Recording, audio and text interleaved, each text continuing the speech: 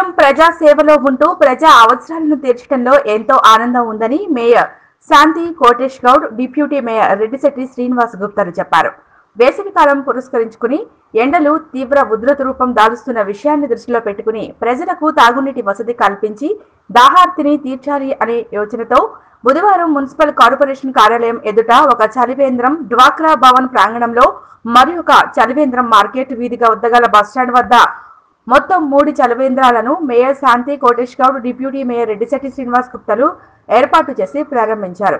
ఈ సందర్భంగా వారు మాట్లాడుతూ నేటి నుండి వేసవి కాలం ముగిసే అంతవరకు ప్రజలు అవసరాల నిమిత్తం తప్ప అనవసరంగా బయటకు వెళ్లి ఎండల తీవ్రతకు గురి కావద్దని, ముఖ్యంగా వృద్ధులను, చిన్నారులను బయటికి వెళ్లనీయకుండా జాగ్రత్తలు తీసుకుని అస్వస్థత, అనారోగ్యాల బారిన పడకుండా అందరూ సంపూర్ణ ఆరోగ్యవంతులుగా జీవనం కొనసాగించాలని చెప్పారు. ఈ కార్యక్రమంలో పలువురు స్థానిక నాయకులు, మున్సిపల్ సిబ్బంది పాల్గొన్నారు.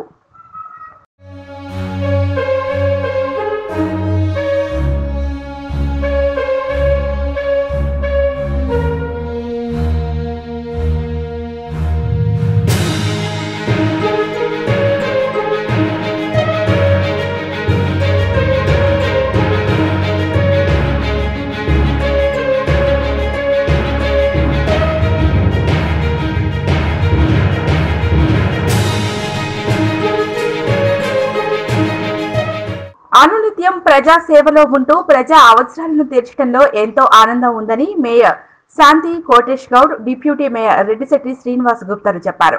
వేసవికాలం పురస్కరించుకుని ఎండలు తీవ్ర ఉధృత రూపం దాలుస్తున్న విషయాన్ని దృష్టిలో పెట్టుకుని ప్రజలకు తాగునీటి వసతి కల్పించి దాహార్తిని తీర్చాలి అనే యోచనతో బుధవారం మున్సిపల్ కార్పొరేషన్ కార్యాలయం ఎదుట ఒక చలివేంద్రం, డ్వాక్రా భవన్ ప్రాంగణంలో మరి ఒక చలివేంద్రం మార్కెట్ వీధిగా ఉద్దగల బస్టాండ్ వద్ద మొత్తం 3 చలివేంద్రాలను మేయర్ శాంతి కోటేష్ గౌడ్, డిప్యూటీ మేయర్ రెడ్డిశెట్టి శ్రీనివాస్ గుప్తాలు ఏర్పాటు చేసి ప్రారంభించారు.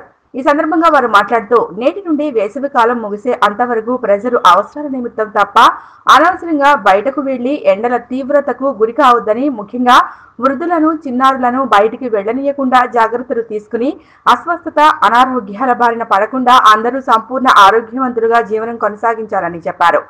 ఈ కార్యక్రమంలో పలువురు స్థానిక నాయకులు, మున్సిపల్ సిబ్బంది పాల్గొన్నారు.